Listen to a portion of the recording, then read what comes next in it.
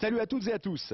Les vestiges préhistoriques sont très abondants dans la commune où nous nous trouvons aujourd'hui, connue comme étant une étape gallo-romaine importante sur la voie de Paris à Orléans. De Salioclita subsistent des sites archéologiques intéressants, comportant un sanctuaire et des thermes. Implantée dans un site étroit, boisé et humide de la vallée de la Juine, la localité est dotée de 5 moulins. Bénéficiant de cette situation, la commune devint au XIXe siècle un centre de filature important de laine qui établit des relations commerciales avec Pucet où les bas étaient tissés. Nous sommes aujourd'hui à Sacla. Devenu très résidentiel, le village garde son activité dans le secteur médico-social et conserve ses commerces et artisans vivifiés par une vie associative intense et un afflux de nouveaux habitants attirés par la vallée. Partons à la rencontre des Saclasiens avec nos 5 énigmes.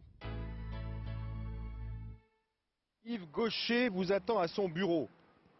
C'est pas compliqué, je sais qui est Yves Gaucher, c'est le maire de Sacla et je devine que son bureau c'est la mairie. Donc, direction la mairie. Eh bien, on est bien chez nous à Sacla parce qu'on n'est pas trop loin de Paris, on est à 60 km et malgré tout, nous sommes dans un cadre verdoyant, dans le cadre de la vallée de la Juine. Oui. Et que ici, nous respirons et que nous aimons bien notre village.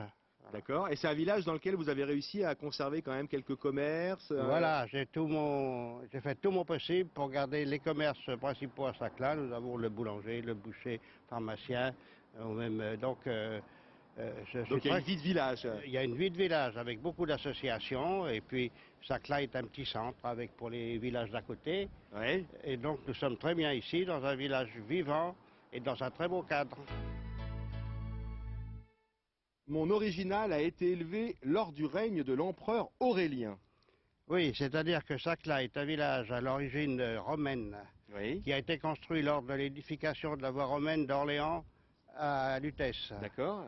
Et donc à l'époque, c'était un fortin qui a été construit au fait du coteau. Oui. Et le village s'est développé jusqu'à devenir très important, plus important qu'Étampes à l'époque. Ah oui. Oui, tout à fait. Cette bande millière a été déplacée, retrouvée à l'époque où on a construit la ligne de chemin de fer d'Étampes à Pithiviers. Et donc je l'ai fait reposer ici, c'est pas tout à fait sa place, elle était à 200 mètres plus loin. Je l'ai fait reposer ici pour qu'on se souvienne que Sacla est un village romain. Dans la Rome antique, les bornes miliaires étaient des bornes routières en pierre, généralement en forme de colonne, portant une inscription et destinées à marquer les distances sur le tracé des principales voies romaines d'Italie à des provinces romaines. Nous sommes dans un vaste terrain boisé de 15 à 20 hectares, qui est la propriété de Mme Sangnier, qui est la fille de Max Sangnier, qui fut un homme politique de l'entre-deux-guerres, catholique, député, et qui eut, je pense, des responsabilités ministérielles. Et son rêve, c'était la paix. Ouais. Et donc, en 1936, il avait organisé un grand rassemblement des jeunesses européennes, y compris allemandes, qui s'est tenu dans ce camp et qui a été vraiment un hymne à la paix. Oui, comme c'est écrit d'ailleurs. Qui malheureusement n'a pas été suivi de conséquences. Mais donc vous avez ici la première station du chemin de croix, c'est un chemin de croix géant. Oui. Et si vous suivez ce petit chemin, là, et bien vous descendrez avec toutes les stations pour arriver en bas dans la vallée. D'accord. Vous serez surpris par mes 7 arches de 10 mètres d'ouverture. Oui, ben, ça ne m'étonne pas du tout parce que Sacla a la chance de posséder SNCF, un très beau viaduc construit tout à fait début du siècle, 1906-1908, oui. À l'époque où a été créée la ligne de chemin de fer Étampes-Pithiviers. Ah oui. Voilà. Mais là, il n'y a plus de train maintenant. Il n'y a plus de train, c'est bien dommage, mais bon... mais le viaduc est toujours là. Le viaduc est toujours là et on tient à le conserver parce que c'est vraiment un élément du patrimoine intéressant. Ouais, tout à fait. Moi, je veux pas dire, mais bon, t'es où? Ah bah t'es là. On est encore bien menés. On nous a encore envoyés dans les forêts, c'est pas possible. Non mais je rêve. Attends, mais il n'y a pas plus de... Ah mais si, regarde, il est là. Ah, stop. Stop. Ah bah non, c'est pas la même émission. Oh, c'est pas grave, venez quand même. Il est là. Ah bah il est là. Ah bah oui, il est grand. Ah bah oui, on pouvait pas le rater. Regarde ça. Regardez-moi ça. Composé de 7 arches de 10 mètres d'ouverture, le viaduc de la vallée Parrain est un ouvrage d'art disposant d'un chemin pédestre, d'un passage pour piétons et de refuges protégés. La voie secondaire Étampes-Pithiviers a été inaugurée en 1905. Le détour par Saclay et Méréville, qui rallonge le parcours de 4 km, a nécessité de gros travaux.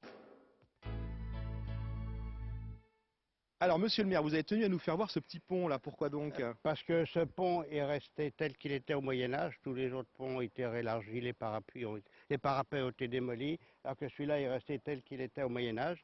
Et sur la Juine, d'ailleurs, la Juine est une rivière qui comportait à Saclay beaucoup de moulins. On avait 7 moulins. Ah oui. Des moulins qui moulaient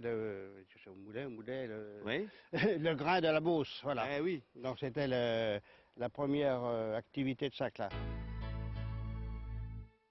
Venez passer une nuit auprès de Gitonville. Mhm.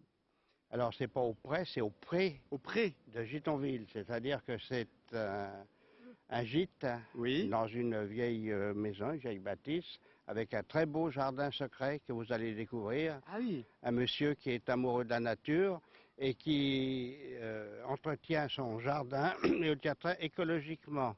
C'est-à-dire que vous verrez, il y a des fleurs, il y a des parties entretenues, il y a des parties où il laisse pousser la nature pour préserver les petits insectes, les petites plantes naturelles. Voilà. D'accord.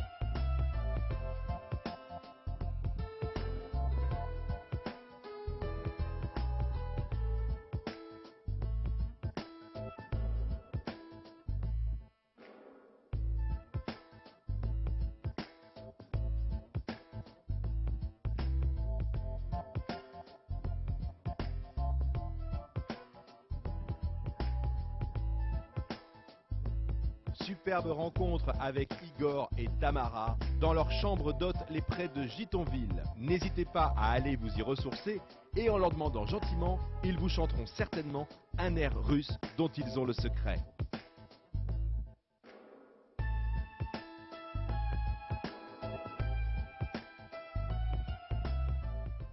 Alors dites-nous, où sommes-nous? À Saclay, Oui. donc dans le sud-Essonne, à mi-chemin entre Paris et Orléans. D'accord. Voilà. Mais encore, parce que là on est dans un parc magnifique. Donc Saclay se situe au bord de la Juine, dans la vallée de la Juine, ce qu'on appelle la haute vallée de la Juine, Oui. c'est-à-dire la source est à 10 km d'ici, à Autruy-sur-Juine exactement, sur le plateau de Beauce, dans le Loiret. D'accord. Et là on est dans une vallée très arborée, très protégée, c'est déjà les paysages de l'île de France avec des coteaux boisés. Et donc cette propriété où je fais chambre d'hôte a été faite par mes grands-parents dans les années 50.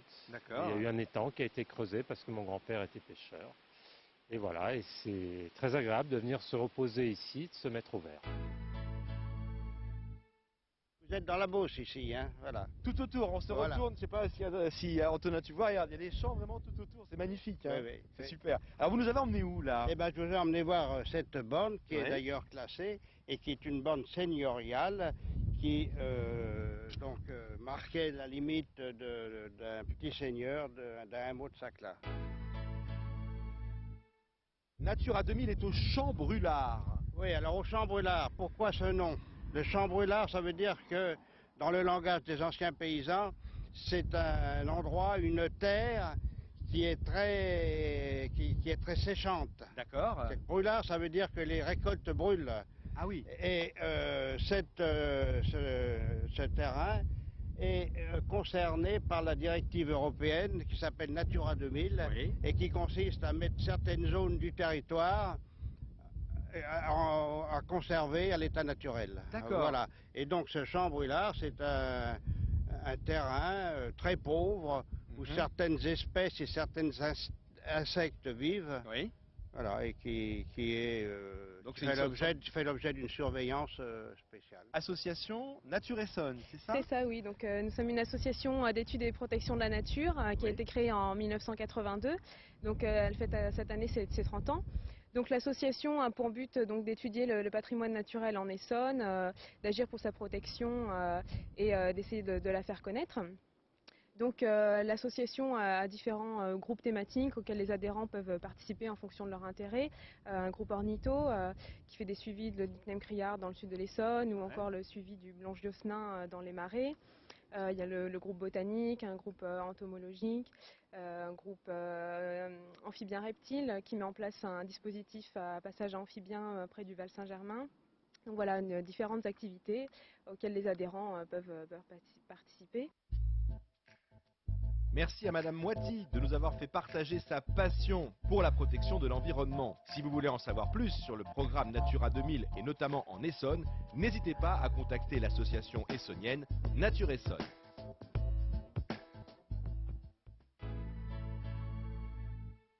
Alors nous sommes au parc de loisirs de Saclay, le parc Gaston Coutet, qui Magnifique, hein? comprend un plan d'eau avec nous avons aussi une association de pêche, bien sûr, Oui. et qui est traversée également par la Juine et par la Marette de Guerval, qui est un affluent de la Juine. D'accord. Voilà. Donc là, les gens viennent se promener, respirer, Voilà, tranquille, tout à fait, pour tout à les fait. enfants. Voilà.